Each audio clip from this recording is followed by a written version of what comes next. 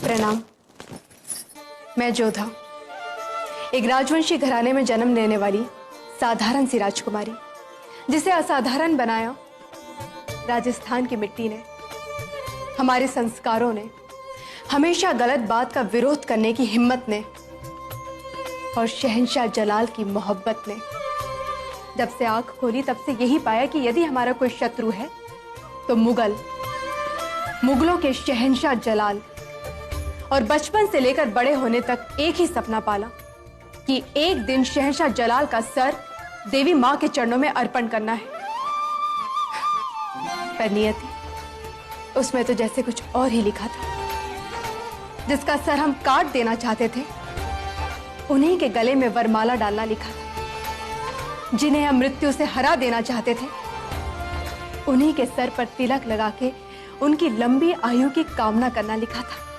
शहंशाह जलाल से हमारा विवाह एक समझौता था, हमारी विवशता थी। परंतु पता ही नहीं चला कि कब ये व्यक्ति हमारा जीवन बन गया। पता ही नहीं चला कि कब ये घृणा परवाह में और परवाह प्रेम में बदल गई।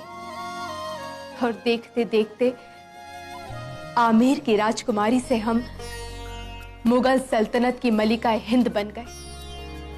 हमारे बीच में भी कई बार उतार चढ़ाव आए, कई बार एक दूसरे से विश्वास हटा, तो कई बार रिश्ते से हमारी आस हटी।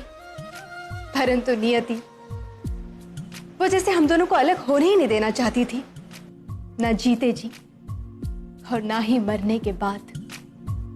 और इसके पीछे ना तो शहंशाह जलाल की ताकत छिपी थी और ना ही हमारे प्रयास। इसके पीछे तो बस एक ही तत्व था, प्रेम। और इसी प्रेम ने हम दोनों को इतिहास में सदा सदा के लिए अमर कर दिया। जलाल के साथ जोधा का नाम ऐसे जुड़ गया कि अब नियति भी इसे बदल नहीं सकती थी, कभी नहीं।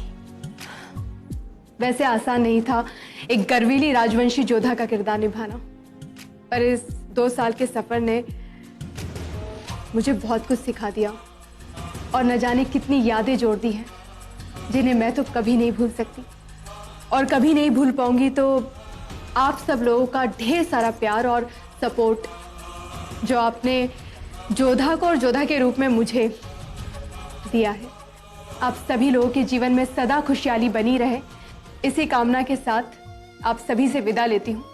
जय श्री कृष्ण।